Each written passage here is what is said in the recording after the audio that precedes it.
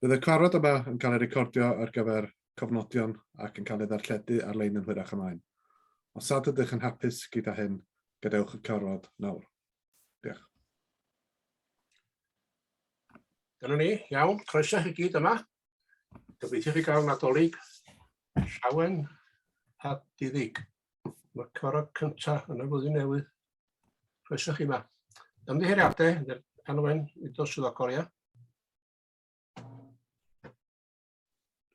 Yr unig un so far ydy cynghorydd Gethin Glyn Williams.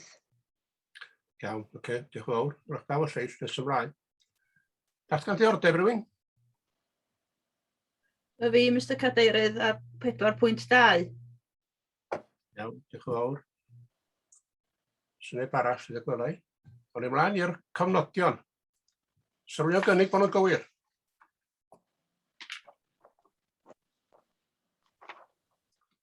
Fel yn gynnig, Sara yn eilio. Iawn, diolch yn fawr. Rwy'n yn codi ar y cofnodion. Jonathan, ti'n codi'r beth? Os gwelwch yn dda, jyst diweddaredd sydyn a cais yn Pymachno, Tanbryd yn Pymachno. Mae Richard wedi gwneud Pymachno gynnydd, fama dwi'n meddwl am hwnna. Trafodaethau wedi digwydd hefo Priffyrdd Conwy a ni'n eitha addawol mi fydd na trisiad yma a gobeithio gallu caniatáu hwn yn ddirprwyol hefo amod cynllunio arno fo. Richard, dwi'n siŵr os mae gen ti rhywbeth ychwanegol ti eisiau deud ar hynna? Yeah, I've been in discussion with the Highways Authority and suggested a suitable condition which will allow visibility displays to be reduced in length, provided that a wall is reduced on one side and an agreement with the landowner on the other side to reduce or keep vegetation down to a suitable level. Unfortunately, I haven't had final agreement from the Highways Authority yet, but it's looking promising. I did get an email from the Highways engineer towards the end of last week that they will respond. They weren't specific on timescale, but they did say they would respond very soon. If that is the case, then we will be able to proceed with the delegated, or you've provided officers with delegated powers to approve, provided that the Highways Authority are happy with the outcome. So it's looking promising, and it'll be hopefully a good scheme once approved. Iawn, diolch yn fawr, Richard. Diolch, Jonathan. Rwy'n eisiau codi rhywbeth arall o'r cofnodion? Os nad oes, newch chi ddangos os ydych chi o blaid derbyn, os ydych chi dda, pwysio'r llaw werdd. Os ydych chi'n erbyn, groes goch.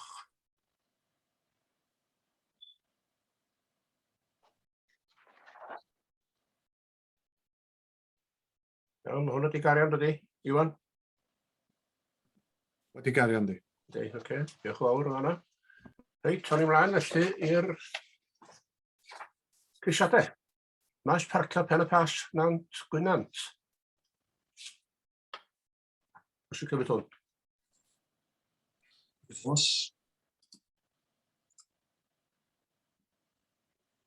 You're on mix, Richard. That's me, Cadeirydd. This is an application. Let me share. It's an application at the Pen y Pas car park, National Park owned car park. Is for the installation of some barriers to control the vehicles entering and leaving the site, and the installation of ANPR cameras, which is automatic number plate recognition. Now, I'm sure you all know the car park at Pen y Pas. I'll just run through some photos.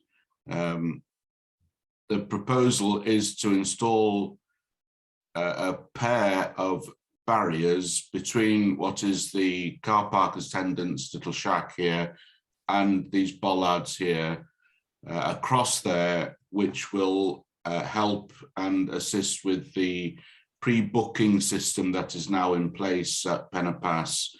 The number plate recognition will recognise the vehicle that has paid its pre-booking fee for the parking and automatically raise the barrier to allow the vehicle in. The barriers, it's not one barrier across, it is, we've agreed on 2 barriers, so there'll be no more than 3 meters in height. There'll be a central island in this sort of area, and then 1 barrier going that way to let cars in, and a barrier that way to let cars to leave. The Sherpa bus will still be able to enter and leave. I'll just run through. So looking back, again, there's the island here. There'll be an island in the middle there, and then 2 barriers going across here. There was initial concern by the Highways Authority that if people hadn't pre-booked, then they'd be queuing up and not realise that it was pre-booking and it would back up onto the highways. But following discussion with the Highways Authority, a suitable signage scheme was agreed, which shows a sign at down at the Pwyllgor and 2 further signs to prevent people who haven't pre-booked from entering the car parking area. They've agreed that and withdrawn their objection. It's all part of the grander scheme around a WIDVA for the control of parking and traffic around to assist in road safety and obviously on-street parking. There will be other signage down at Nant-Peris to show that it is pre-booking, but this is what I've shown on the screen is just that around the Pen-y-Pass area. We've policies, it fits in with the general policies for the national park, and the conclusion is that it will assist in the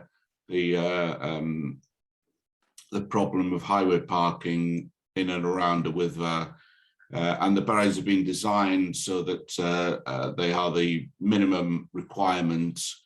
And one thing I did want to ensure is that they don't have any lights on, so we don't have lights at 3 meters in height, but that doesn't prevent any sort of reflective strips being put on it for safety. So really, it's all part of the grander scheme for parking in and around a WIDVA, and recommendation is to approve, subject to standard conditions, but make sure that the signage is up before the barriers come into operation and no independent lighting. And recommendation is to approve. Iawn, diolch yn fawr, Richard.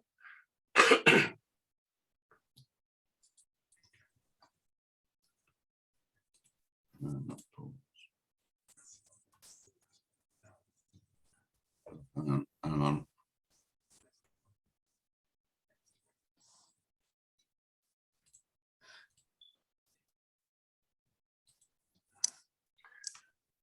Dyna ni, iawn. Reit, os yna rhywun eisiau cynnig rhywbeth? Tracy? Just a question here, Richard. Richard, will these barriers be manned all the time? The question is, if you have prepaid and it doesn't recognise your number plate, what happens? Sorry, it's very quiet, Tracy. I can't quite hear that. So my question is, Richard, will these barriers be manned all the time? Because if you have prepaid and it doesn't recognise your number plate, what happens then? It's going to be a seasonal barrier. So it's I mean, if it doesn't recognise your number plates, the barrier won't come up. So they'll have to turn around in the bus area and go and park down on the in the spaces at Pwyllgor or Nant-Peris. Even if they've paid? No, if they've paid, well, I mean, if there is a fault, I don't think I can answer that for you. Os gadw dim iawn ar hyn, dydy Ie. ddim yn rhan o'r cais cynllunio fel y cyfryw. Mi fedrai gadarnhau y bwriad ydy mi fydden ni'n staffio yr safle rhwng 7 y bore a 7 y nos, a mi fydd yna linell gymorth rhwng 7 y nos a 7 y bore lle fysa rhywun yn gyda pwyso. Iawn, diolch yn fawr am hynna. Edgar? Unig bod ni'n mynd efo'r argymelliad, Mr Cadeirydd. Iawn, diolch yn fawr. Brian?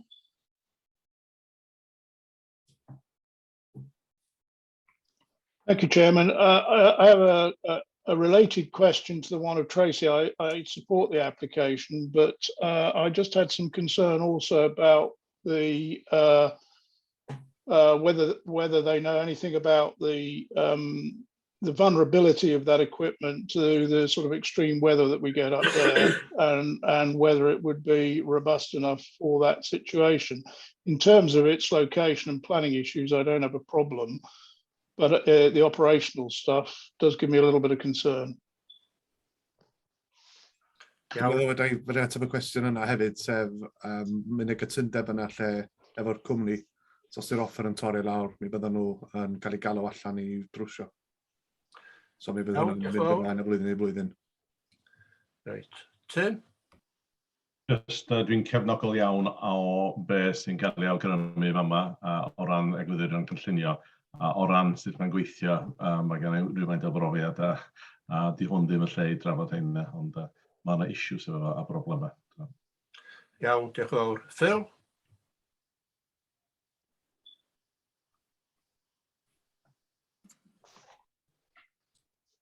Phil? Hi, thank you very much, Mr. Chairman. Yeah, just a couple of questions for Richard, really. You mentioned that there'll be reflective strips on the barriers.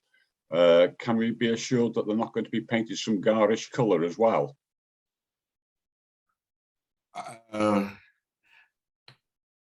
Yeah, I can certainly mention that with the applicants that it's. I mean, red and white would be the usual, and I would imagine. It's just I'm thinking, you know, a 3 metre high stick waving in the air with the background that it's got. Yes. Yeah, red and white. Yeah, yeah.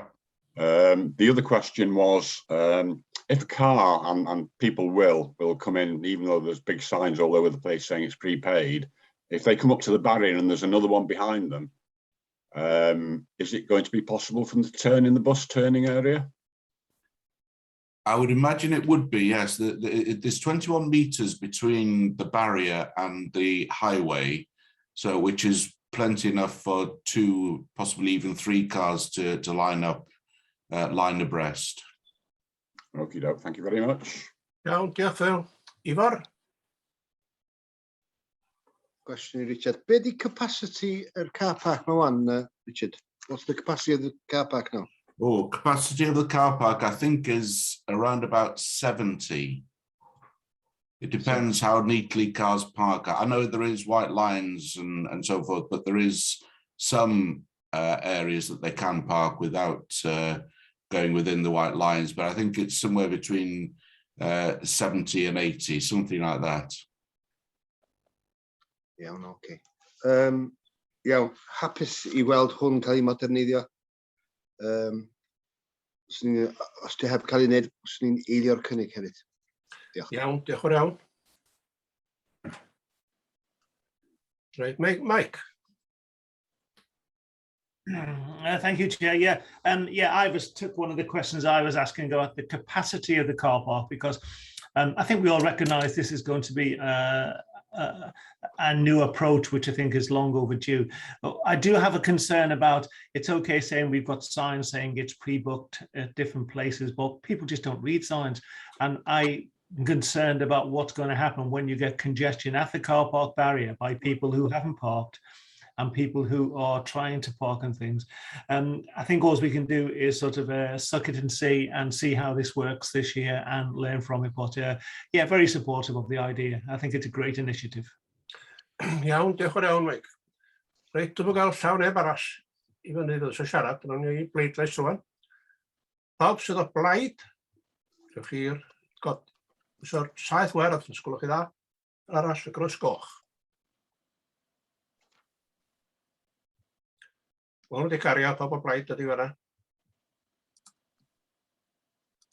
Ni wedi gario. Sawn ni mlaen. Nesa. Tir ger castell mawr Llanegrin. Nwch chi roi fi'n ystafell aros, please, Mr Cadeirydd? Iawn, neu throb neu hynna rwan, dwi'n meddwl. Diolch.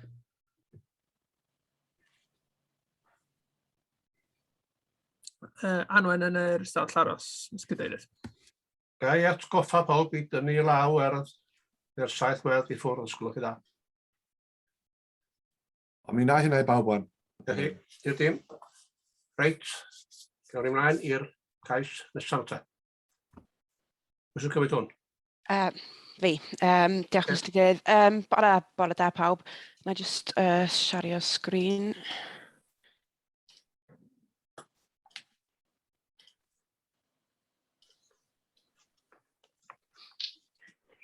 Reit, mae cais yma i wneud efo cynllun diwygiedig i godi sied ieir. Wneud rhan fwyaf o'r aelodau gofio cais yma, cais gwreiddiol o ganiatâd yn 2019. Mae'r safle erbyn hyn wedi cael ei ddatblygu ac yn gweithredu erbyn hyn.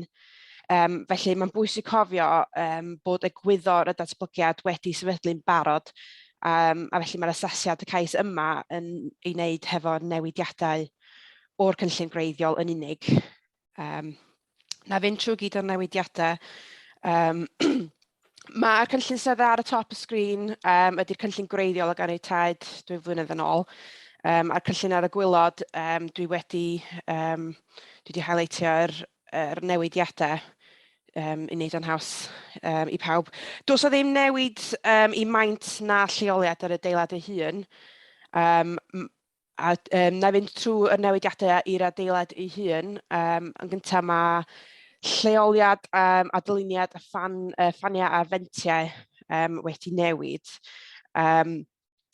Bod lleoliad y dyluniad wedi yn wahanol i be nath cael ei ganiatáu'n wreiddiol, mae swyddogion yn ystyried bod diwygiad yma ddim yn cael unrhyw effaith weledol niwedol pellach ar y tirwedd ehangach wrth ystyried sgêl yr datblygiad ei hun.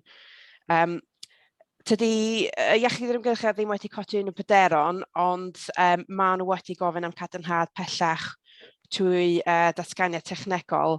Mae hyn yn cael ei adlewyrchu gyda'r amodau fyswn ni'n gofyn am diweddariad mewn cynlluniau. Nawn ni gael at hynna mewn dipyn. Yn ail, mae yna cynnwys gregus tail ar hyd cefn yr adeilad. Mae'r asiant wedi honni bod yr gregus tail wedi fethu ar y cynlluniau gwreiddiol, ond oedd yn aml cyfod dogfennau a gyflwynwyd yn wreiddiol bod angen am waredu tail yn wythnosol. Felly mae bod yr gregus tail ar nghefn yr adeilad a dio ddim yn amlwg yn weledol tu hwnt i'r cyffiniau y datblygiad, mae ystyried bod na ddim effaith niweidiol am y newid yma, am yr ychwanegiad yma. Ydych chi'n gweld yn y llun yn y top ar y dde, mae yna newidiadau i drysa a ffenestri ar y talcen ar y gorllewin. Mae hyn am yr angen am ei golau dydd yr ochr yma ar adeilad. Ac eto, ychydig iawn o effaith os o gwbl yn weledol mae hyn yn cael tu allan i'r safle ei hun. Does o ddim llun, diolch yn amlwg iawn ar lluniau, ond mae tyllau pop ar yr ochr. Maen nhw wedi cael gwared o rhan fwyaf gyd o'r tyllau ar hyd yr ffrant ac chydig ar y cefn. Eto effaith bach iawn os o gwbl enwedig o bellter beth hwn yn cael i gymaru efo'r cynllun gwreiddiol. Y newid mwyaf ac enwedig y mwyaf amlwg yn y tirwedd ydy aileoli y biniau bwyd ar y ffrynt, ar y drychiad gogleddol, a cynnwys a hefyd cynnydd mewn uchder o 45 cm. Mae'r cynlluniau gwreiddiol yn danos nhw ar y cefn ac yn agos i unio gongol. Mae hyn, mae'r asiant yn dweud bod wedi cadarnhau bod aileoli'r biniau yn gofyniad gweithwyr y system gan fod rhaid i'r cledwyr bwyd gael ei bwydo yn fewnol a gan ffiniau bwyd canolig, a felly dio ddim yn bosib i wneud ar y cefn oherwydd mae angen access i'r loriau i ail llenwi ac felly mae'n anodd cael nhw rownd y cefn.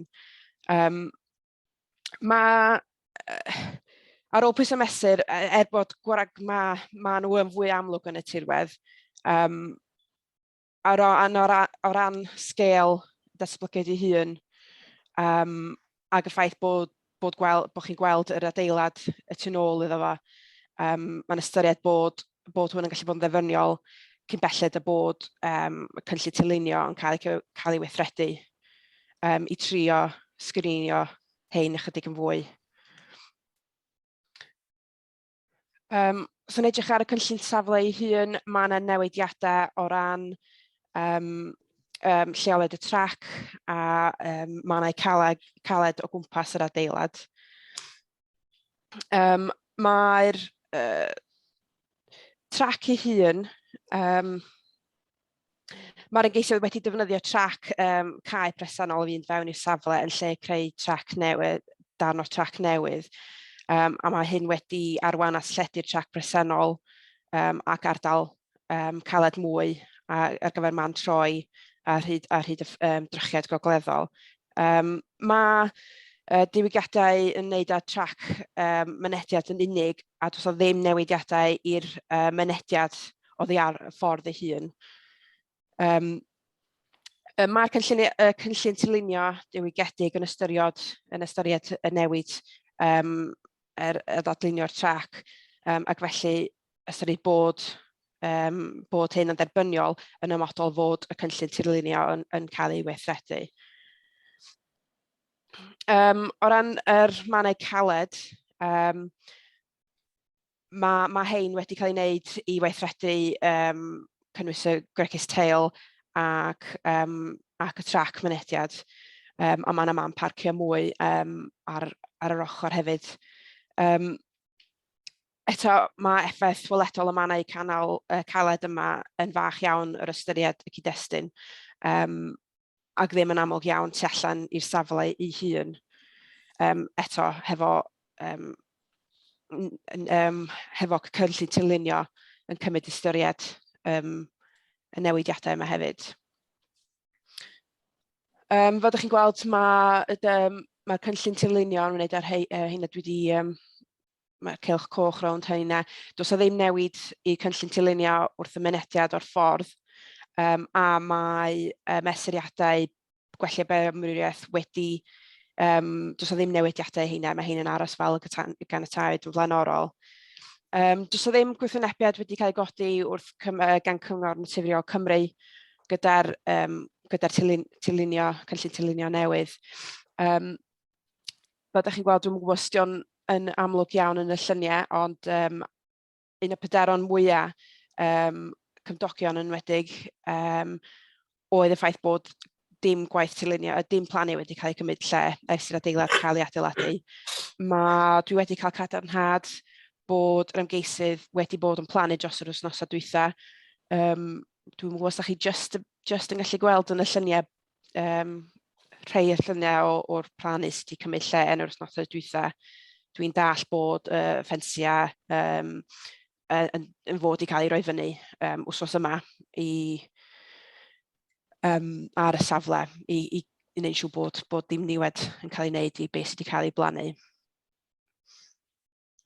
Felly, fel crynodeb, bod yna nifer o ddiwygiadau wrth ystyried sgêl y datblygiad gwreiddiol, mae swyddogion yn ystyried fod y cynllun diwygiedig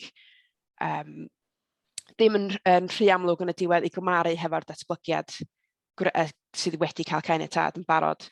Mae hyn wrth gwrs yn seiliedig bod cynllun Cynllunio yn cael ei weithredu yn ei gyfanwydd cyn gyntaf â bosib, a mi fydd rhaid i swyddogion fonitro y sefyllfa yma a wneud siŵr bod y plannu yn cael ei wneud. Wrth ystyried bod na ddim byd wedi cael ei wneud dros ers yr adeilad cael ei adeiladu. Ar amser yma, yr argymhelliad ydy bod ceisio cymedwyth dirprwygiedig i gymedwyo yn amodol bod ni'n cael cynlluniau rheoli wedi diweddaru. Mae yna nifer o cynlluniau rheoli sydd angen cael ei newid jyst i adlewyrchu y newidiadau ac eto yn bennaf i wneud efo sylwadau iechyd yr ymgylchedd.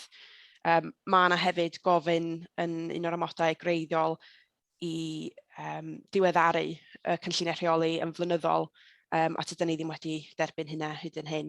Felly mae'n bwysig bod ni'n derbyn hyn cyn i ni benderfynu'r cais. Iawn, diolch yn fawr iawn. Ionawr.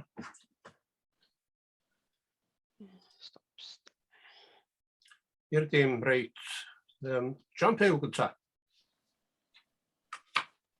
Ie, diolch yn fawr iawn am yr adroddiad. Ie, jyst cytuno gyda'r argymhelliad. Yn cynnig? Cynnig yr argymhelliad. Iawn, diolch yn fawr. Ifar? Tiar fyd o'n y ti, Ifar. Iawn. Diolch Cyfer, ie. Dwi'n ddim broblem efo hwnnw o gwbl. Swn i'n hoffi'n gweld bach mwy o lliniaru, bach mwy o goed o gwmpas o, jyst fel bod o'n sydd o fewn i'r cefndir. Ond o'n i'n sbio ar y silos newydd yma, nhw'n codi llai na hanner metr yn uwch na crib y shed, a mae'r tir yn codi tu ôl efo, so mae o yn ei le. So dwi'n hapus i eilio'r cynnig. Iawn, diolch Ifar. Brian? Thank you, Chairman. I've got a number of questions in regarding the application that we have before us. One of these really was why some of these changes could not have been anticipated, bearing in mind the difficulty that we had in the debate and the amount of effort that went into the first application. How come some of these fairly fundamental changes in relation to the track, the bins, and the ventilation were not clarified by the applicant at that stage rather than coming for a retrospective application? So that gives me one layer of concern. My second question is technical, and one of the key issues that we had in our original debates was to do with the impact on the wider environment in relation to the plumes of pollutants that would arise from the ventilation system, as well as particulate matter and odours from the management of the manure and ventilation, particularly in relation to the property that is very close. Do we have any information that reassures the authority that the impact of the changes to the ventilation, which includes the changes to the pop holes, not just the installation of different fans, what the impact of that is on those two elements? And part of that is also the impact on noise, bearing in mind that we've got a different ventilation system. Have we had any further reassurance in relation to noise? Again, bearing in mind the proximity of neighbouring properties. So those are my points. Yeah, just I ymateb. Dyna ydy pwrpas gofyn am diweddariad i'r cynlluniau rheoli. Yn bendant mae sŵn ar ogol y llwch. Mi fydd angen diweddaru heina jyst i gadarnhau unrhyw effaith ac wrth gwrs fydd rhaid i ni fynd i ymgynghori efo iechyd yr ymgylchedd ar heina. Mae wedi bod yn dyn ni wedi gofyn, mae yna amod ar y cais greiddiol yn gofyn am diweddariad yn flynyddol hefyd, dyn ni'n di derbyn hyd yn hyn. Felly mae'n bwysig, dyna pam dyn ni wedi gofyn, a dwi'n dallt bod yr asiant wedi dechrau gwaith i diweddaru heina, a dyn ni'n os mae'r cais yn llwyddiannus, mi fydd hynna'n cael ei, mi fydd ni'n disgwyl cael hynna cyn i ni gallu pryddhau nhw caniatad. Iawn. Just to clarify, if I may, Chair, whether that we're talking about an update on the management plans that were approved for the previous ventilation system, or are we having further evidence in relation to the changes that have been put in place and what the impact of that is, both on the SSSI, Castlemauer, and not Castle, and also the impact on local residents from noise and pollutants, because there was a lot of technical information in the original application that was based on the systems that were put in the original application, not those that we're now talking about. Mi fydd ni'n disgwyl gwybodaeth am y systemau newydd, dim y rhai greiddiol. Wrth gwrs, os maen nhw wedi newid y systemau, fe rhaid nhw roi gwybodaeth technegol ar y systemau newydd. Iawn, diolch yn fawr. Okay. Edgar? Dwi'n gefnogol i'r cais, ond dwi'n meddwl bod angen cadw llygad bod y coed sydd fod i gael ei plannu, yn cael ei plannu, ac bod ni'n cael diweddariad ar hyn pan fydd mellach ymlaen. Na gwbl. Diolch yn fawr iawn. Dwi'n gweld llaw neb arall i fyny.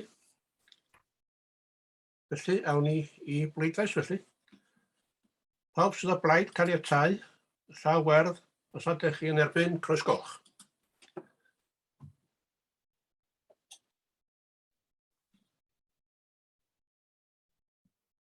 Sori, dwi'n cofnodi, ddim caniatáu, dyna ci rhoi awdurdod i swyddogion di hwn, ia? Ia. Yr argymhelliad ydy'r cynnig de. Cynnig yr argymhelliad oedd wedi cael ei eilio. So dyna da chi'n bleidleisio ar. Hyd y gwela mae 10 o blaid a mi oedd o 3 yn erbyn. Dwi'n cymryd 3 yn erbyn oedd o. 3 yn erbyn, ia. 10 o blaid, 3 yn erbyn. Iawn, diolch yn fawr, hwnnw wedi cario. Awn ni ymlaen felly i'r nesaf. Item 10.1. Law i fyny. Sorry, yeah. Richard. Before we move on, just a footnote to the minutes. I've just had an email come through from County Highways, Conwy Highways, regarding the dwelling in Penmachno, and they have now removed their objection to the visibility displays. It came in just too late for the going through the minutes, so if that can be minuted, please, and when the Conwy Highways have removed their objection, and we can move on with approving the dwelling. Iawn, diolch yn fawr iawn o hynny, Richard. Mae Sian Owen yn ôl, does?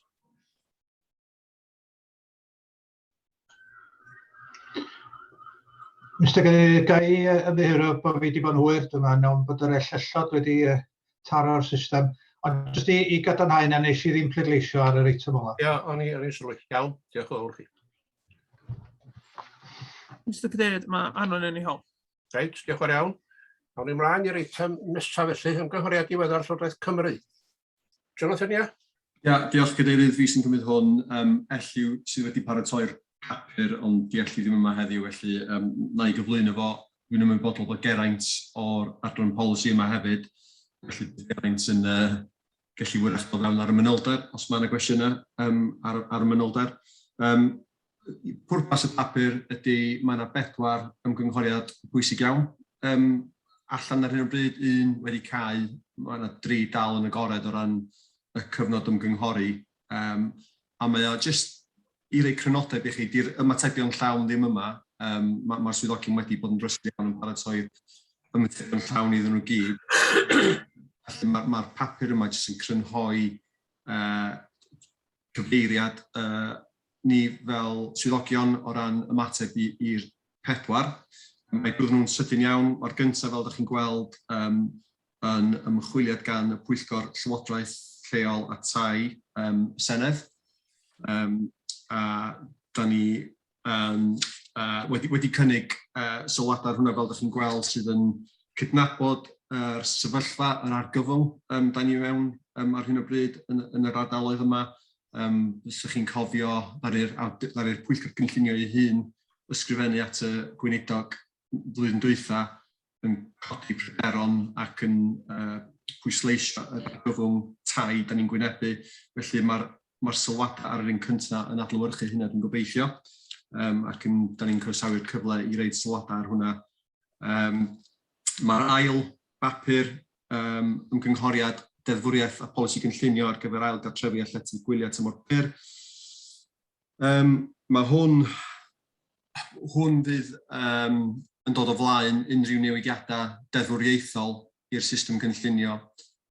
Wrach byddech chi'n ymwybodol, mae'r Llywodraeth yn cynnig newid deddfwriaeth cynllunio fel bod yn dosbarth defnydd newydd sydd yn cydnabod tai haf a tai gwyliau fel dosbarth defnydd ar wahân i tai arferol. Ar hyn o bryd, does ddim angen cais cynllunio i newid o un i'r llall.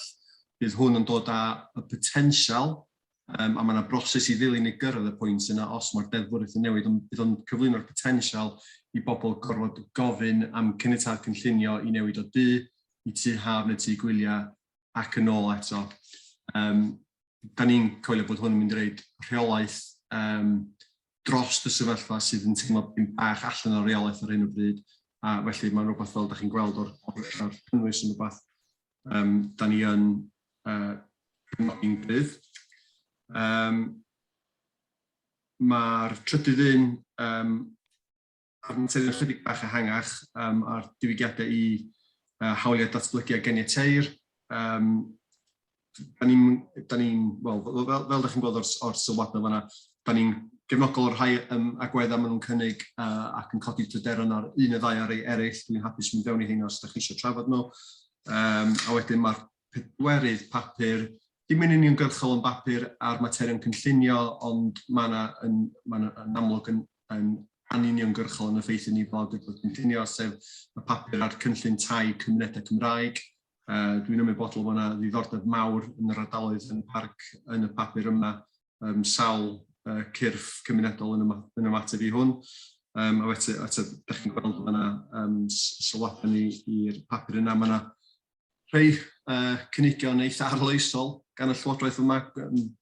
Eitha diddorol gweld rhai o'r syniadau maen nhw wedi dod fyny o. Dwi'n cwestiynu ymarferoldeb rhai ohonyn nhw, ond mae'n dda iawn gweld bod o leia ystyriaeth yn cael ei reid i'r materion yma sydd yn gallu creu problemau mewn rhai cymunedau. Felly, mae jyst rhoi rhyw flas i chi o'r ffordd mae'r swyddogion yn mynd ar y pedwar ymgynghoriad, a da ni'n gobeithio bod yr ymatebion da ni wedi reid yn adlewyrchu, wel, pryderon da chi fel aelodau, fel Pwyllgor wedi codi dros y blynyddoedd dwytha, dweud gwir, ond sicr dros y misoedd dwytha yma. Felly, fel da chi'n gweld yr argymelliad, jyst nodi'r cynnwys, fel di dweud, crynodeb ydy'r rhain, mae'r ymatebion llawn ddim o flaen chi bod yma, mae jyst yn dangos y cyfeiriad. Iawn, Jonathan, mae gynna i un neu ddau beth dwi eisiau godi. Reit, mi fydda nhw'n deddfu o'r newydd. Mae'r cynllun presennol sydd gyda ni yn y parc yn parhau am 4 blynedd arall. Ydy bosib i ni anfon at y Llywodraeth pan maen nhw'n newid o, bod ni'n cael newid o syth bin yn fan hyn. Sef bod aros am flynyddoedd eto i weithredu hwn, ynddo. A beth arall yn eisiau drafod ydy canran y tai ha a'r tai gwyliau lle mae'n y lefydd sy'n mae'n negesada'n dod. Beth ydyn ni'n dweud y fan'na, 5% ydy o 10% neu be? Iawn. Ar y pwynt cyntaf o ran y cynllun, dwi'n tueddu i gytuno. Mae yna nifer y cymunedau yn deithio ni, a da ni'n cytuno fel swyddogion fel aelodau, bod hwn yn sefyllfa eitha argyfyngus. Felly, os da ni'n deud bod ni am ddisgwyl tan cynllun datblygu lle gael ei fabwysiadu, mae hynny'n mynd yn ni drwedd i 2027. Felly, os mae Llywodraeth yn dod â polisi cenedlaethol allan ar hwn, fel mae'n debyg bydden nhw, a fel maen nhw'n wedi awgrymu, da ni'n teimlo bosib fys ni yn gallu gweithredu yn groes i'r cynllun presennol os mae yna ddigon o gefnogaeth yna trwy polisi cenedlaethol a tystiolaeth.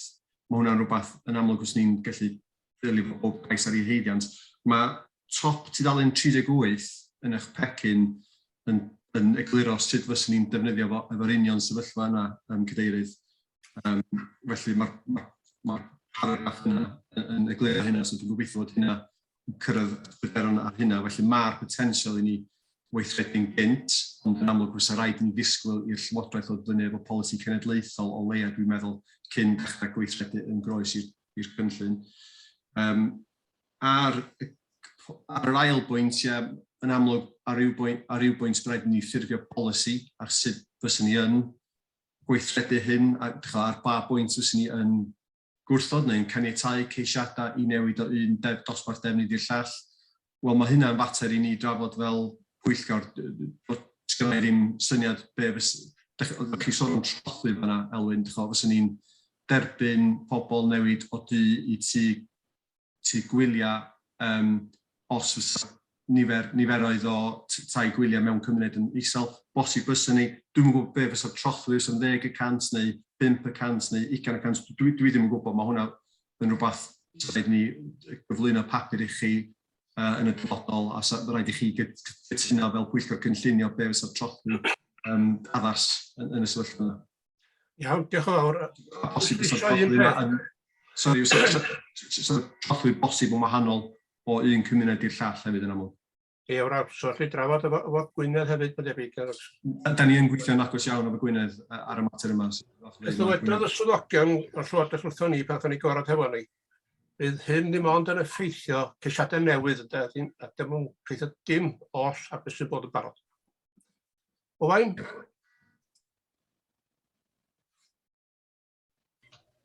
Diolch, Mr Cadeirydd. Ia'n gyffredinol, dwi'n gefnogol i mateb mae'r swyddogion wedi i baratoi. Mae gen i un neu ddau o sylwadau lle ar yn benodol, dwi'n meddwl ar yr ail bapur yn yr crynodeb, mae yna gyfeiriad at os bydd yr awdurdod yn mabwysiadu cyfarwyddyd erthygl 4. Mae'n oblygiadau staffio yn cael ei godi fyna, ac dwi jyst yn meddwl bod ni angen bod yn glir, dim o reidrwydd o ran yr ymateb yma, ond bod fel awdurdod bod ni'n barod i ysgwyddo'r baich yna. Mae hynny ar ben, wrth gwrs, sefyllfa lle mae gynnon ni ffrindiau'r staff o'r ochr gorfodaeth fel mae hi. Wedyn dwi'n meddwl bod ni angen ella chydig bach o arweiniad maes o law gyn swyddogion ar beth i'r obligiadau ran hynny. O ran papur 3 ac y trydydd paragraff ar 39, mae yna sylw fyna o ran yr caniatáu defnyddio hyd at 56 diwrnod dros dro, ac y frawddau teimlu'n addoli cynnwys parciau cenedlaethol o fewn yr hawl 56 diwrnod yn barhaol, am ei fod yn ardal sensitif i bwysau dan dwristiaeth. Dwi'n meddwl bod ni wedi cydnabod yn hunan bod lefel y twristiaeth yn ymrywio ar draws y parc, ac ella ddyla bod ni yn mabwysiadu polisi chydig bach mwy, pyn bach mwy o lewydd efo yna hynny, ac yn deud lle mae yna dan bwysau. Oherwydd mae o ella'n berthnasol i'r sgwrs gynnon ni yn y gweithgor wedyn ynglyn â campervans, ella bod yna rei ardaloedd lle fysa ni, fysa hwn yn un ffordd o dod drost unrhyw bryder ynglyn â creu mesydd gwyliau parhaol. Mae rhywbeth ella i gnoi cil o hwnnw. A wedyn yn y paragraff wedyn, mae yna gyfeiriad at angen mwy ymchwil i hylfywedd yn trefi. Sicr, mae hwnna rhywbeth dwi wedi fflagio fyny o blaen o ran y bygythiad o ran pandemig Covid. Mae'n drwy'n edrych o gwmpas trefi rwan pa mor ddistaw wedi dal i fod, ac ella fyswn ni'n eisiau gwybod chydig bach mwy o fanylion o fyna ynglyn ag pa bryd mae'r ymchwil na, dwi'n meddwl bod hwnna'n fater o flaenoriaeth i ni fel mae o i lot o lefydd eraill. A wedyn, yr un sgyn i fwyaf ddiddordeb yno fo ydy'r un pedwerydd papur, sef y cynllun tai cymunedau Cymraeg, a mae hwn, mae Jonathan yn gwneud y sylw na illa dydy o ddim yn uniongyrchol berthnasol i'r maes cynllunio, ond fyswn i'n dadlau bod o. Hynny yw, bod mae yna lot o'r defnydd ynglyn, lot o'r cynnwys yn ymwneud ag syniadau ynglyn o'r ochr tai, mae hefyd yn dod â pethau eitha arloesol a cyffroes yn hyb i o ran yr ochr cynllunio ieithyddol. Os da chi'n edrych ar y papur ei hun, mae yna gyfeirio at yr angen i gryfhau cynllunio ieithyddol ar lefel lleol, a mae rhywbeth dwi wedi bod yn ddadlau ers blynyddoedd ac y ddylan ni i wneud hynny. Ond mae yna bontio drosodd hefyd i'r ochr cynllunio defnydd tir, ac ella os meddiwch chi am funud, dwi'n meddwl bod yna le i ni wneud sylwadau ar sut y fydd modd alunio'r system cynllunio defnydd tir yn well efo system sy'n cael ei gychwyn yn yma. Ac ella fyswn ni'n yn sôn yn benodol am ynglyn ag bod ni'n galw ar i Llywodraeth Cymru adolygu tan 20. Mae wir angen adolygu hwnnw, a fyswn ni'n dweud bod yna 4 dadl dros wneud hynny os oes angen tystiolaeth hynny. Un, yn gyntaf bod awdurdodau cynllunio'n cael arweiniad be di'r disgwyliadau o ran cyfraniad pob awdurdod cynllunio i'r miliwn o siaradwyr. Fysa hynny'n yn ysgogi wedyn awdurdodau lleol i feddwl drwy yn eu cynlluniau lleol lle mae'r berthynas yna rhwng cynllunio defnydd tir a'r miliwn o siaradwyr.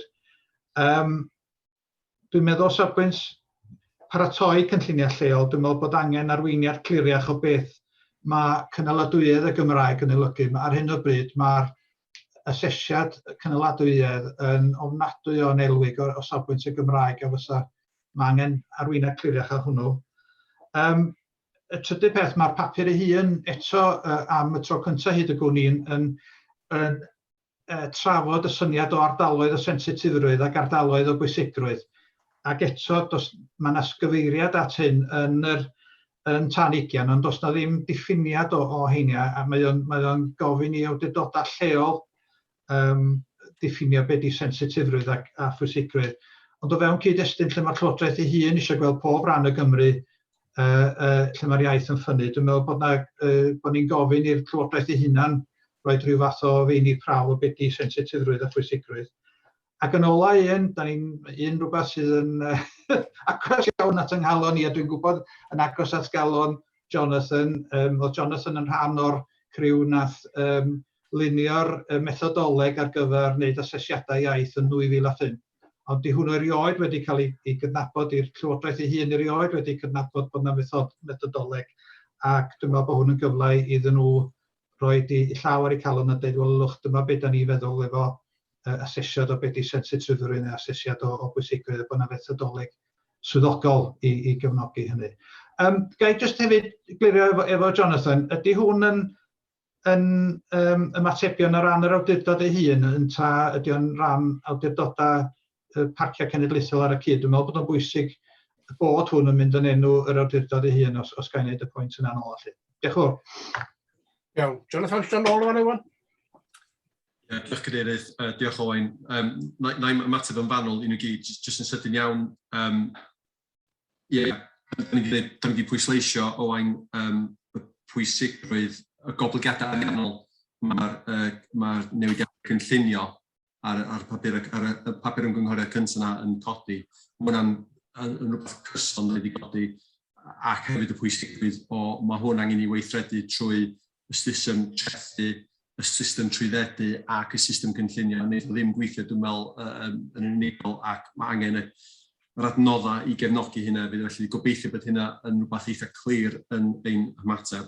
Jyst yn sydyn ar y pwynt, ar y trydydd papur, ar y pwynt o wahaniaethu rhwng 28 a 56 diwrnod, dwi'n meddwl fydd y Llywodraeth yn gallu yn y deddfwriaeth gwahaniaethu o fewn ardaloedd rhwng 28 a 56, dwi'n meddwl bydd o'n eitha, dwi'n meddwl bydd y deddfwriaeth yn eitha cyson un a'r llall fydd o fewn awdurdod. Ar y pwynt yna, Jonathan, fysa ni gallu rhoi cyfarwyddyd erthygl 4 i wahaniaethu fewn yr ardal lle?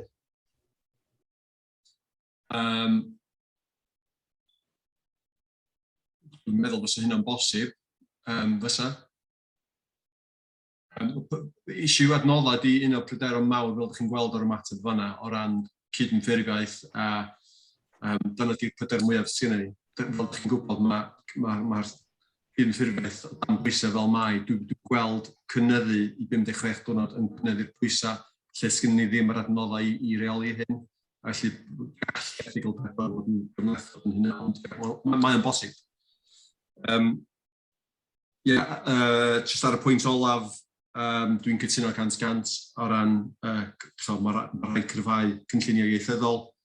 Gobeithio bydd y ymateb yn adlewyrchu hynna. Bydd y 4 ymateb yma yn cael ei arwain gan y parc. Da ni wedi deitha y 2 barc arall, os maen nhw eisiau mynd ar y cyd hefo ni, mi geith nhw, ond ni sydd yn arwain ar hyn. Iawn, diolch yn fawr. Edgar? Ie, dwi'n meddwl bod o'n bwysig iawn, fe da ni'n trafod digon am hwn i ni gael, mae eisiau gael yn iawn tro yma, efo cynllunio ar tai ha yma felly. Ddaru Cyngor Gwynedd godi y dreth i fyny i 100%.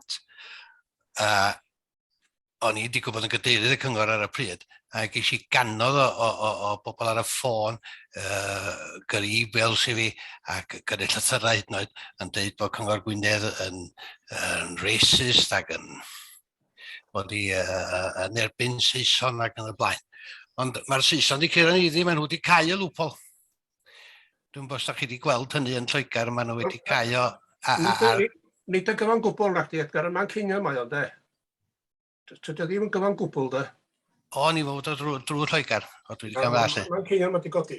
Ie, o lle fanno, maen nhw'n gyda cau, a maen nhw'n gyrru i mewn bob blwyddyn, ydych chi'n gyrru VAT i fewn, efo receipt a bod i bod pobl wedi bod yn aros yna, lle peth ydi, sgynno cynghora mor arian i fynd i checkers a bobl yn aros yna ni beidio yn y tai ha yma felly. A wedyn, dwi'n gwybod faint ffordd, dwi'n mynd i ddarllen o'i gyd, nes i mond darllen y penawda, dweud gwir. A wedyn, dwi'n meddwl, ni edrych ar hwnnw hefyd i weld os o beth i ddysgu fydda ni wneud efo yma ynde. Diolch yn fawr. Iawn, diolch yn fawr. Judith. Diolch yn fawr iawn i chi am y sylwadau trwyadl. Sylw cyffredinol mewn ffordd eisiau tegu eto pa mor bwysig ydy bod pobl yn cymryd rhan yn yr ymgynghoriad yma. Ac mae gyfle pwysig eithriadol i rannu sylwadau. A jyst ar gynffon hynny, wrth gwrs mae'n gwbl gydnaws a chyson efo'r deddf llesiant. Diolch yn fawr. Iawn, diolch. Un gwendid ar hyn o bryd sydd, os ydym ni'n gweld bod yna un ardal dan bwysau, ydym ni'n deddfu dim chwaneg o ddatblygydd fan hyn. Beth sy'n digwydd wedyn, ond dwi'n symud i le arall de. Mae'n digwydd Abersoch rwan. Does yn codi tai newydd Abersoch, ond yn ffaith, ond nhw'n symud i Nefyn rwan. Dim rhaid yn ofalus o fanna hefyd, ynddo. John? Ie, ar y pwynt yna mae rhywbeth digwydd ffordd ein ma, Aberdyfi wedi mynd mor ddrud, maen nhw'n codi tai yn Tywyn wrth gwrs rwan. Dwi wedi codi prisiau tai yn Tywyn, ac mae hynny'n corus, yn ardal hwnnw yn lle nhw'n brynu tai. A cytuno o'n 100%. Yn ei beth, gyda rhif 39, efo'r meisig parcio, isio dydol lawr ryddiall yn y parc. Dwi'n bod y le fod y parc yn ei fath a pawb arall yn Gymru, achos beth i mai, bobl sy'n ei bywoliaeth, mae'n eich sy'n ei bywoliaeth sy'n y parc fel sy'n allan, felly dwi'n bod y le fod yn 56 diwrnod. Iawn, diolch Sean. Mike? Thank you, Chair. I mean, where do you start with this? First of all, it's well overdue. What concerns me is often we are constrained in the Snowdonia National Park and in Gwynedd by policies that we set up where they can't be reviewed for years. I mean, the report is mentioned here on on page 38, that to wait 4 or 5 years to review this is patently bonkers. We've all seen how the world has changed considerably over the past 2 years and what it's done to the housing stock in the whole of Gwynedd. As John Pugh just mentioned, we in Tywyn now have the problem of second homes where local people just struggle and cannot find places, never mind buy, can't find places to rent. I was at a meeting way back in November, the Community Scrutiny Committee, and we had a report on housing stock under the Joint Local Development Plan with Anglesey, and it has consistently fallen below the target set. We are nearly 50% down on housing stock, and there does seem to be too many constraints on stopping development and house building for local people, not just in Gwynedd, but I dare say in a national park, and I dare say we now have to change our thinking completely. It always seems to be negative, negative, stop, stop, stop, no, no, no, and we look for reasons not to allow house building for local people. I think we need to change that now, and we can't keep waiting 2, 3, 4, 5 years until a plan comes up for review. We have to be reviewing them now. No business would operate like this, reviewing things every 4 or 5 years. We do it every 6 months. And I think we need to change our mental thinking on this in order to safeguard our communities and to safeguard the Welsh language communities. Otherwise, we're going to be in a pickle 3 or 4 years from now, as bad as this. Iawn, diolch yn fawr iawn, Mike. Rhaid ni gofio hefyd, pan mae'r Llywodraeth yn dweud bod ni eisiau miliwn o siaradwyr Cymraeg. Ydy o'n mynd i gyrraedd miliwn? Os yr un gair, rhywun sys o sôn am greu gwaith yma, i gadw bobl adre i'w siaradu. Dwi'n meddwl mae rhywbeth ffwr a hyd i'r gen nhw. Dyn nhw'n mynd i gael miliwn o siaradwyr. Ta faith, barn bersonol di hwnna. Dwi'n aros i siarad? Os nad oes rhywun barod i gynnig, bod ni'n derbyn yr adroddiad.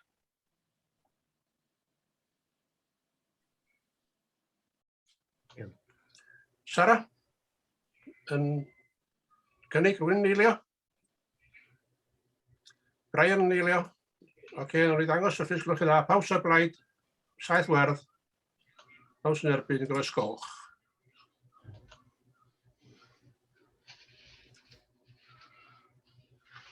Mae hwnna di'r garion ydy. Diolch yn fawr iawn.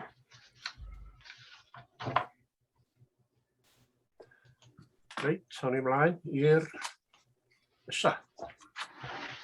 Rhestr achosion cydymffurfiaeth. James sy'n cymryd hwn yn fan hyn. Awn ni drydyn nhw fesul tudalen. Tudalen 4.3. Cadeirydd, cyn i chi gychwyn, dwi'n meddwl mae James... Mr Chairman, can I... O, reit, oce, iawn. Iawn, come in. Thank you, Mr Chairman. Can I, sorry, the translation isn't...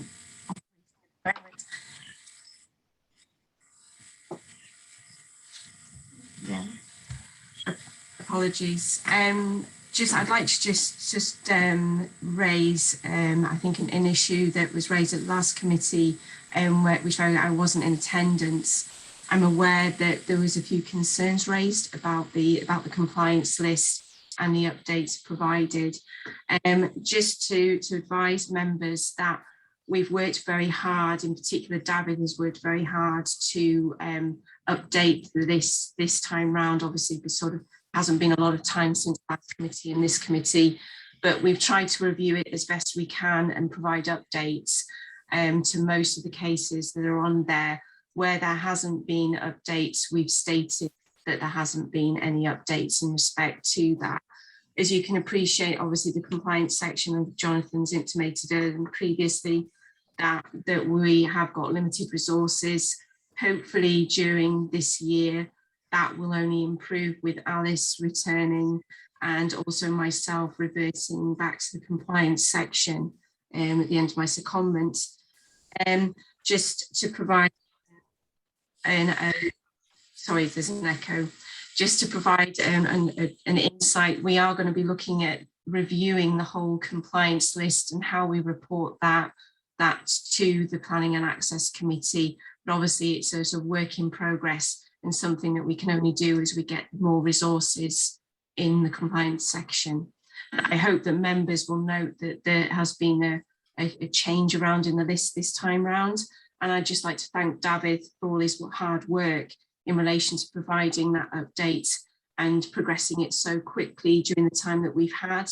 Obviously, he's learning the process, and it's a learning curve for him. And yeah, so I'd just like to thank him for that. Thank you. Iawn, diolch Jen. Reit, o'n i drwy'r ddogfen ysio tudalen. Gynta di tudalen 43. Rwy'n eisiau codi rhywbeth. 44. 45. 46. 47. 48. Mae'n elawio fyny cadeirydd. Oes, 10, sori.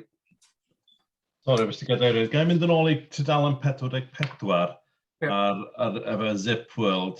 Mae'n dweud mae'n ymateb yn disgwyl yn gynnar yn Ionawr flwyddyn yma. Mae hwn i fi sydd ddim wedi bod rhan o'r achos wedi cymryd dipyn amser. Oes yna diweddariad, ydyn nhw'n symud ymlaen efo hwn?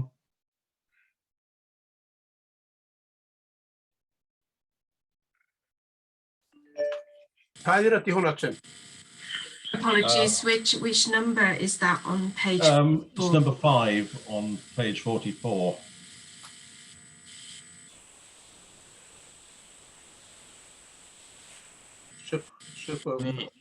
Os na i ddweud, dyn ni yn dialog gyda Zipworld ar hyn o bryd i trio gweld beth, erwydd bod nhw'n yn cais, fel chi'n dweud, yn cais hen iawn, i gweld beth oedd y problem greiddiol a gweld beth sydd wedi cael ei submitio a beth sydd angen i nhw rhoi cais mewn amdan. Felly, dyn ni mewn, mae'r dialog yna, dyn ni yn cael mewn cysylltiad gyda nhw ar hyn.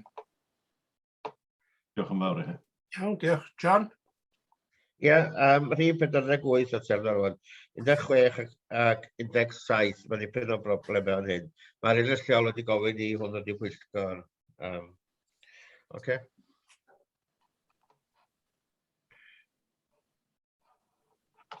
Yna bydd fi mae o. Ie, dyna ti isio, John? Ie, i hwn wedi pwyllgor cyn fi swyddogion cael ei basio fo, mae dipyn o broblemau'n lleol wedi bod. A wedyn mae'r aelod lleol gofyn iddo fi ofyn iddo hwn wedi pwyllgor. Reit, Jonathan, ti eisiau dod fewn o fan'na? Ie, wydych chi sgwennu, just e-bost i'r hynna, mae'n rhaid i gael cofnod efo'r rheswm cynllun. Ie. Tudalen 49. O Edgar sy'n siarad. Ia, cwestiynu dwi efo'r aelod lleol yn gofyn am hwnna di o Aberdyfi. Mi ddodd tro blaen a mi gath o gymryd rhan yn y cyfarfod cynllunio. O hynny'n briodol? Na, oedd hynny yn gamgymeriad os dwi'n cofio'n iawn, doedd. Doedd o'n mi fod i gael siarad yna, gwaith. Eisiau gwneud saff bod yn digwydd eto ni, ti de? Ie, na, fy'n iawn. Diolch yn fawr. Ni, diolch yn iawn. Yn iawn i tudalen 49.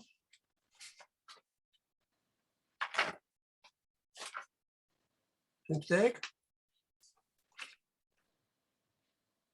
51.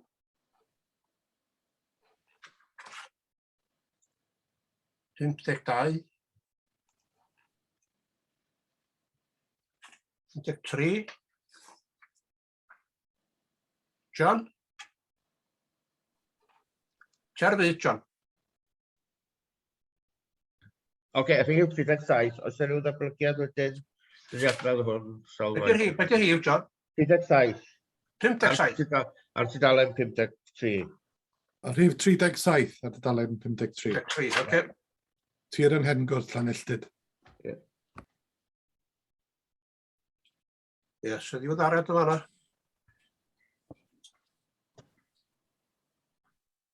Thank you, Mr. Chairman. There isn't any update as such. On the update that we've got, obviously from NRW, is that the hearing again has been postponed now to June 2022. We're on the understanding that that the materials were going to be moved at the end of this month. I think I sort of went past last week and I don't see any movement at all in respect to the materials. Obviously, we'll wait to see what happens in respect to that. There is still a bit of time. So in that case, it's just a case of monitoring that side of things and liaising with NRW in relation to the action that they're already taking. Diolch yn fawr iawn. Dyna'r dudalen fyd, mae'r rhif 35, hwnna ers Rhagfyr 2018.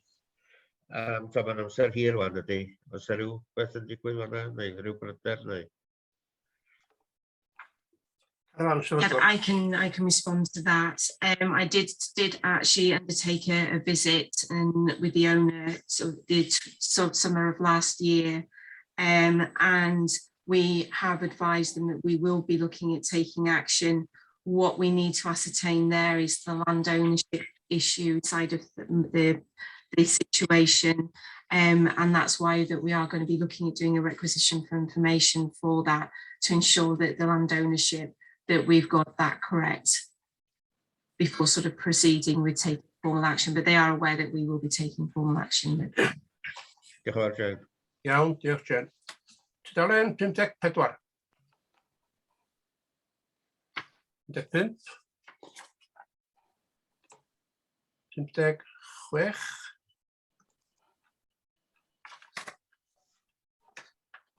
57. Yes, Chair, please, on 57. Okay. We have item number 43 there, which has been on the book since 2017, and obviously there's a problem in locating the owner. I don't know the scale of the problem locally, but what are the compulsory powers do we have in relation to this if we can't identify the owner, or what other mechanisms are there for it? It may not be critical in this case, but as a point of principle, I was wondering how we manage to move some of these long-standing ones on if it's causing, you know, problems to other members of the community, and where the responsibility for that lies. Thank you. No, I appreciate entirely that this particular case is certainly one that's been long outstanding, and that without being able to contact the owner is causing obviously some big issues in taking it forward, and certainly that I will look to take sort of legal advice in respect to that. I don't know the specific answers in terms of proceeding to the compulsory side of things, purchase side of things. I would need to take legal advice on that, and I will look at doing that and providing a further update at the next committee. Thank you. Iawn, diolch Jane. Alen 58. 59. A 60. Dyna hwnna di gorffen. Cytundebau adran 106. Gwybodaeth yn fan'na. Rhyw gwestiwn gyda fi? Ga i jyst godi un fan hyn. Rhyw ti, be di uchaf i'r gwmni, so fynd i fod yn ei Pwyllgor, mae'n gytundeb wedi dod. Ond wedi cael e-bost gan yr ymgeisydd, achos mae o'r rhaid o mewn syllla ariannol, gorau talu gymaint. Gofyn, a di bosib rhoi swm cymudol o 26,825 pan fydd o yn symud i'r tŷ, yn cael ei fyddiannu, a di'n taliad arall wedyn o refaint 26,825 yn cael ei dalu mewn 5 mlynedd wedyn. So ni'n help ariannol iddo, achos dwi'n meddwl erbyn talu bron iawn 60,000 o swm cymudol ac adeiladu'r tŷ a bopeth, mae o'n mynd fo straen enfawr i rywun ifanc fel hyn. Gofyn y cwestiwn dwi. Yn bosib. Wel, dwi'n meddwl yn y lle cyntaf fysa'r ymgeisydd yn cysylltu efo'r swyddog achos ffordd i ddelio fo hyn. Jyst ar y pwynt cyffredinol ar y gwyddo'r o peth. Da ni ddim yn caniatáu hynna.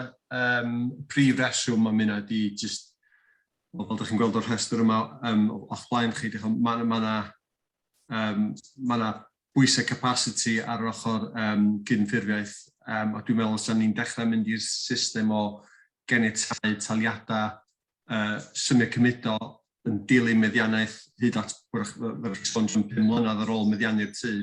Dwi'n meddwl fysa hynna'n creu cymhlethdodau o ran pobl yn talu, ac dwi'n meddwl sy'n rhoi baich ychwanegol ar y swyddogion cydymffurfiaeth hefyd. Felly, sa'n cefnogi cadw y taliadau cyn meddiannaeth yn y fath achosion. Geith y person gofyn i'r swyddog achos Sara yn yr achos yma, ond dwi'n gweld ni'n newid yr egwyddor. Dwi'n meddwl sy'n ni'n disgwyl taliad cyn meddiannaeth. Iawn, diolch yn fawr. Wyn? Diolch yn ddirydd. Dilyn mlaen o sgwrs gysi hefo rhywun yn lleol yn ddiweddar oedd wedi cael cyngor gyn ei asiant. Os bydda fo'n rhoi rhaggraff oedd yn rhoi i fi, os fo'n rhoi rhodd i'r awdurdod, i fos yn cael adeiladu fel dwi'n ama wrach bod yna ddarn o waith angen i wneud i esbonio be'n union mae'r swm cymudo yn ei olygu ac i lle mae'r arian yn mynd. Oedd yn siomedig iawn clywed bod hyd bod yma y cyngor yn cael ei roi gyn asiant proffesiynol. Felly dwi'n gwybod os yna ddarn o waith i wneud i esbonio'n union beth i pwrpas hyn ac pam bod ni'n wneud o weithiau. Dach chi eisiau ddod fewn cadeirydd? Fyswn i'n gallu gwneud rhywbeth bosib. Da ni wedi codi hyn sawl gwaith. Dwi'n gwneud cyfweliadau hefo golwg, hefo'r BBC ar y mater yma yn y orffennol. Fyswn i'n gallu gwneud rhywbeth bellach. Dwi'n siŵr be fwy sy'n gallu gwneud, ond na ni'n sicr feddwl amdan hynna. Iawn, diolch yn fawr. Di hwnna'n hen law, Brian?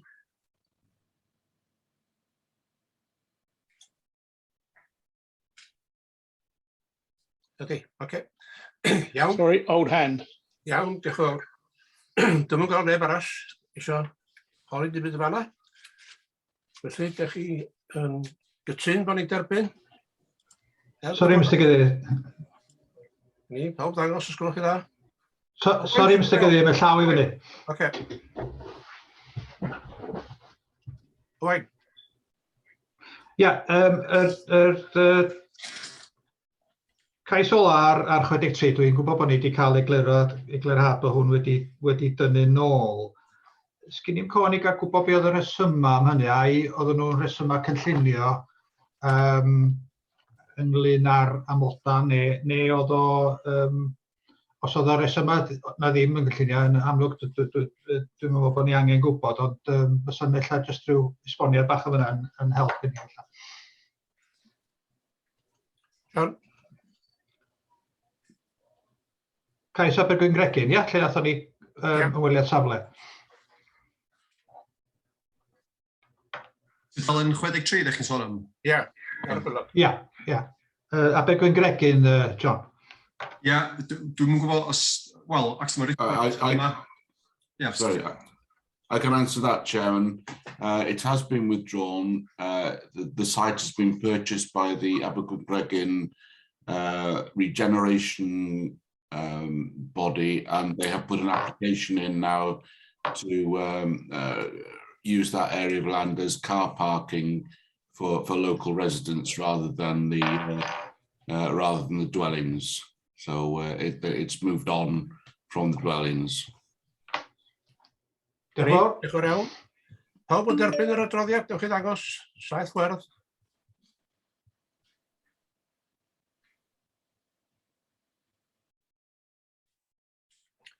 Ni, diolch yn iawn chi, mae hwn wedi derbyn.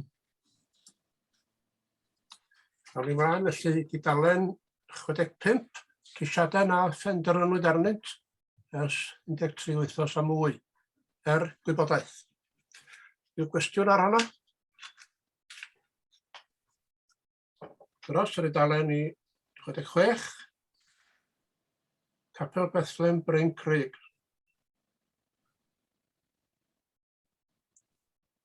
Ydy diwedd arad o fanna, John? Disgwyl, mae hwnna efo'r cyfreithiwr, dwi'n meddwl disgwyl am sort of 56 allan os dwi'n cofyn iawn. Mae Ionawr di'r swyddog achos. Ionawr, sgyn ti diwedd arad? Yndw, da ni jyst yn disgwyl, maen nhw wedi cytuno i ymrwyo efo'r 106.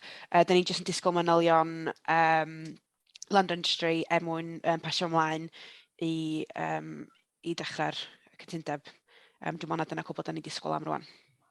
Iawn, diolch yn iawn. Dyna ni, wedi derbyn, awn ni ymlaen i'r ystafell cefndir ar gwybodaeth. Yw gwestiwn o fanna ar dudalen 70? Oes, Mr Cadeirydd. Owain. Fel arfer, da ni sgipio heibio hwn, ond dwi wedi sylwi bod na ella angen diweddaru arno fo, Mr Cadeirydd. Mae'n dal i gyfeirio at gynlluniau fframwaith, ond mae hyn wedi hen mynd. Iawn, oce.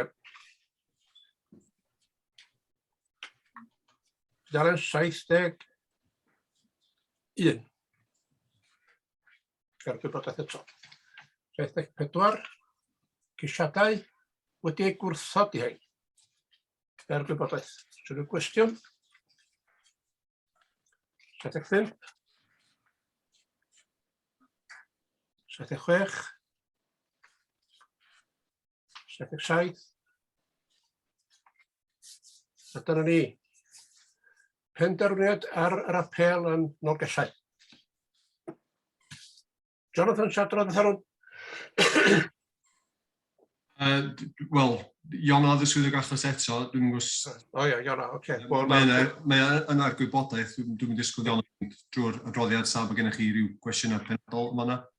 Yr unig beth sydd wedi dod allan o hwn ydy bod ni wedi gorfod, mae'r apel wedi caniatáu deiliad o Gwynedd i gyd yn hytrach am Meirionnydd i feddiannu'r tai ma'n ydy. Ie, ddar ni reid amod cynllunio fel ydych chi'n cofio yn yr pwyllgor greiddiol yn eisiau cyfyngu'r ofyniad o'r pwyllgor i gyfyngu'r meddianiaeth i bobl digartre o Meirionnydd, a mae'r arolygydd wedi newid neu Gwynedd gyfan. Iawn, Edgar.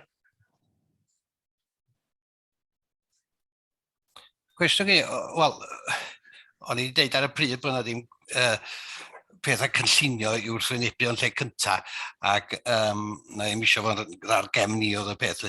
Ond os y gostau ni ar yr apel yma, ond fel o'n i'n dweud, o'n i wedi pwysio nhw i apelio'n erbyn nhw, a wedyn, wrth gwrs, mae wedi mynd drwad fel mae wedi cael ei newid wan i Gwynedd i gyd. Gon teg y deg gwir, cos mae bobl Gwynedd i gyd yn talu dreithio ddi. Diolch o. Iawn, dyna ni, diolch o'r iawn chi, mae'r pwyllgor cynllunio ar ben.